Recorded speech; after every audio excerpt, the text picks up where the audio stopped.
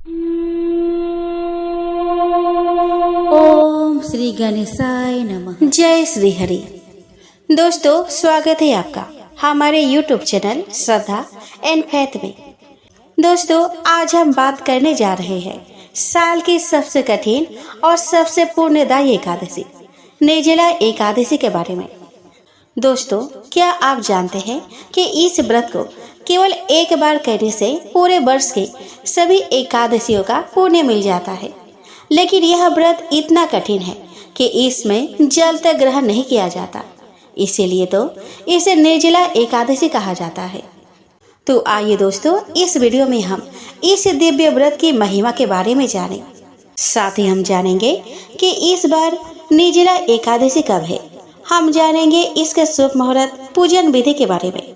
हम जानेंगे निर्जला एकादशी में किस मंत्र का जप करें, भगवान विष्णु को किस चीज का भोग लगाए, पारण कब करें, तुलसी दल कब तोड़े, और साथ ही हम श्रवण करेंगे निर्जला एकादशी की पावन व्रत कथा को।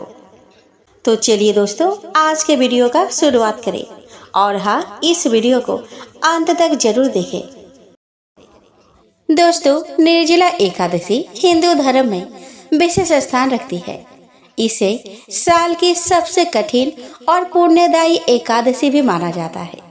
ऐसा माना जाता है कि इस एकादशी को करने से व्यक्ति को वर्ष भर की 24 एकादशियों का पुण्य फल प्राप्त होता है।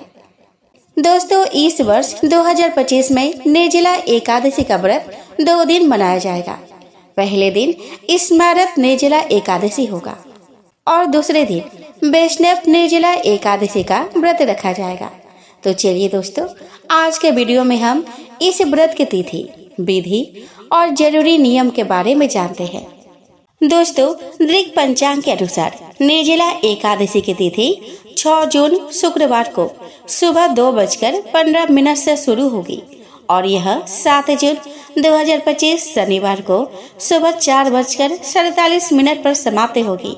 इस बार निर्जला एकादशी का व्रत 2 दिन पड़ेगा।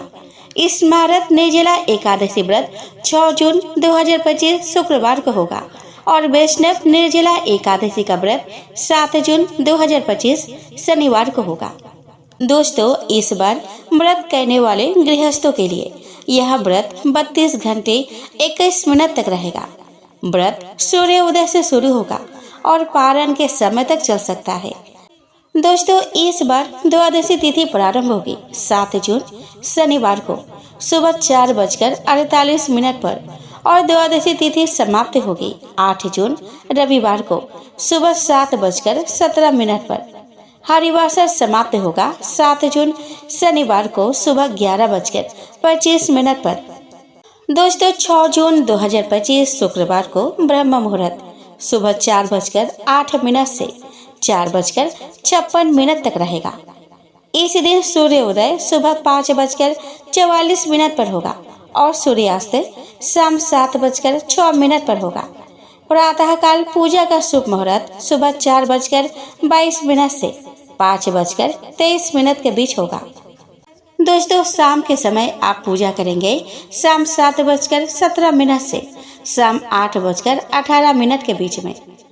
इस दिन हस्त नक्षत्र सुबह 6:24 तक रहेगा और उसके बाद में चित्रा नक्षत्र रहने वाला है। इस दिन अभिजीत मुहूर्त सुबह 11:58 से 12:52 तक रहेगा। राहु काल सुबह 10:30 बजे से 12 बजे तक रहेगा। 7 जून 2025 शनिवार को ब्रह्म मुहूर्त सुबह 4:08 से सुबह 4:56 तक रहेगा। सूर्योदय सुबह 5:44 पर होगा और सूर्यास्त शाम 7:07 पर होगा। प्रातः काल आप पूजा कर सकते हैं सुबह 4:22 से सुबह 5:23 के बीच। इस दिन बरियान योग सुबह 11:18 तक रहेगा और उसके बाद से परिग योग रहेगा।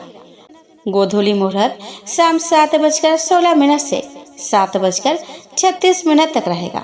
इस दिन राहु काल 9 बजे से 10:30 बजे तक रहेगा। दोस्तों, निर्जला एकादशी व्रत पारण का समय हरिवासर के समापन के बाद माना जाता है।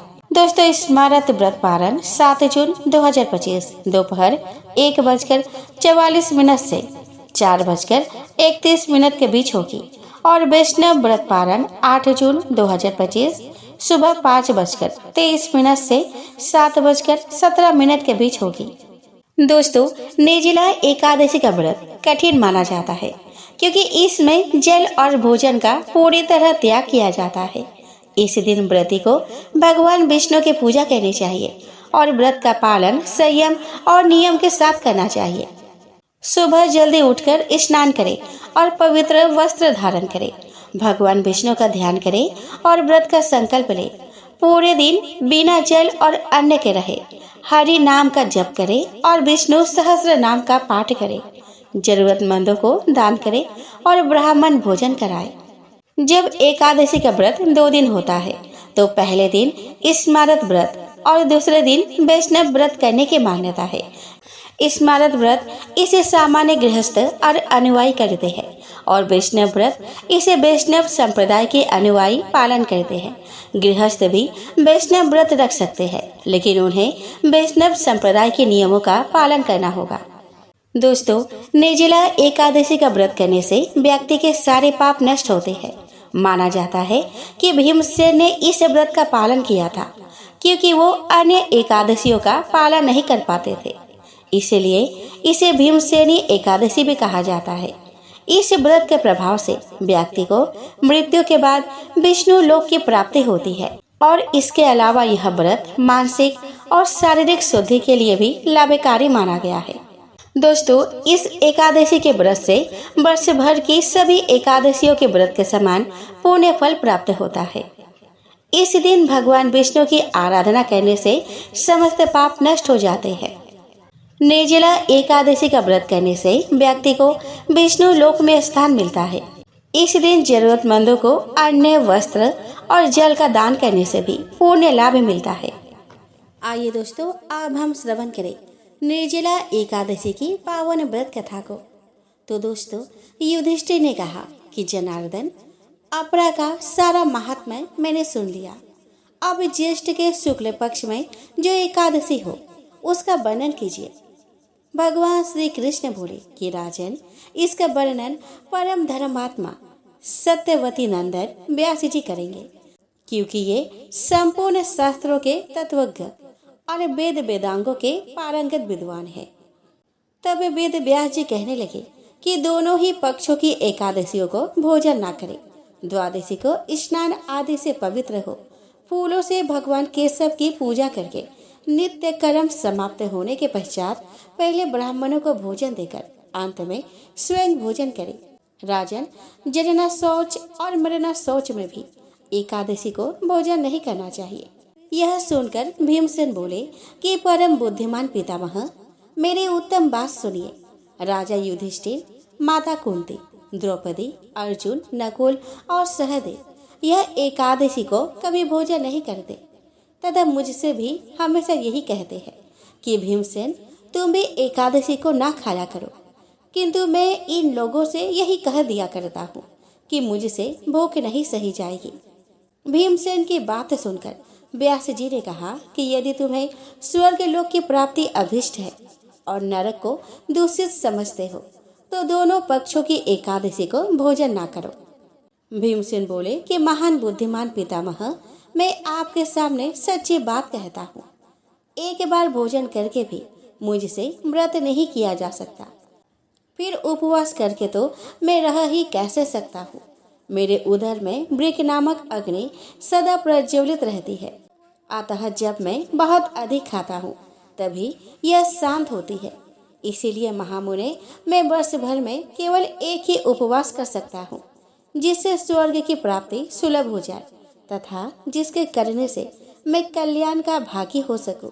ऐसा कोई एक व्रत निश्चय करके बताइए, मैं उसका यथोचित रूप से पालन करूँगा। व्यास जी ने कहा कि भीम, ज्येष्ठ मास में सूर्य वृषभ राशि पर हो या मिथुन राशि पर शुक्ल पक्ष में जो एकादशी हो उसका यत्न पूर्वक निर्जल व्रत करो। केवल कुल्ला या आचमन करने के लिए मुख में जल डाल सकते हो, उसको छोड़कर और किसी प्रकार का जल विद्वान पुरुष मुख में ना डाले, अन्यथा व्रत भंग हो जाता है।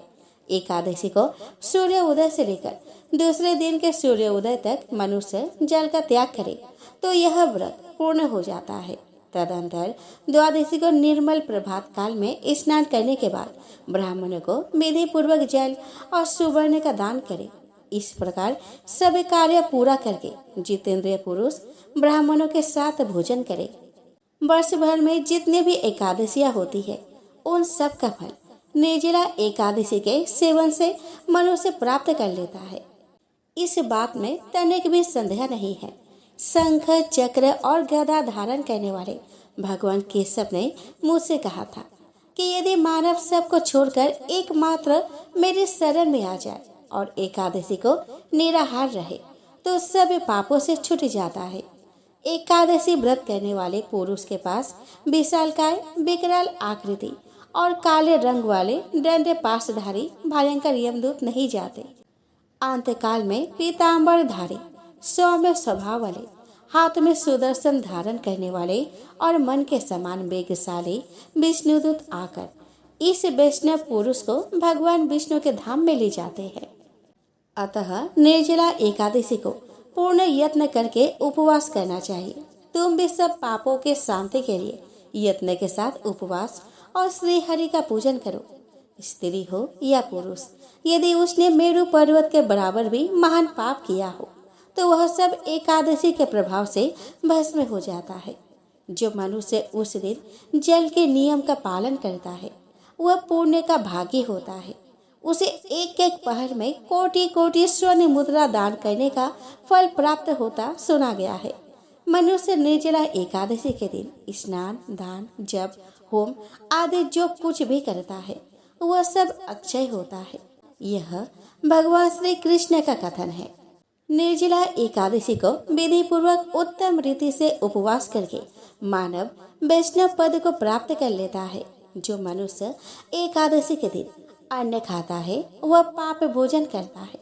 इस लोक में वह चंडाल के समान है और मरने पर दुर्गति को प्राप्त होता है। जो ज्येष्ठ के शुक्ल पक्ष में एकादशी को उपवास करके दान देंगे वे परम पद को प्राप्त होंगे।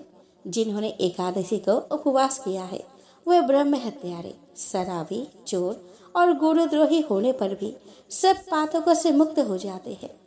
कुंती नंदन निर्जला एकादशी के दिन श्रद्धालु स्त्रियों और पुरुषों के लिए जो विशेष दान और कर्तव्य विहित है उसे सुनो। उस दिन जल में शयन करने वाले भगवान विष्णु का पूजन और जलमय धेनु का दान करना चाहिए अथवा प्रत्यक्ष धेनु या घृतमय धेनु का दान उचित है।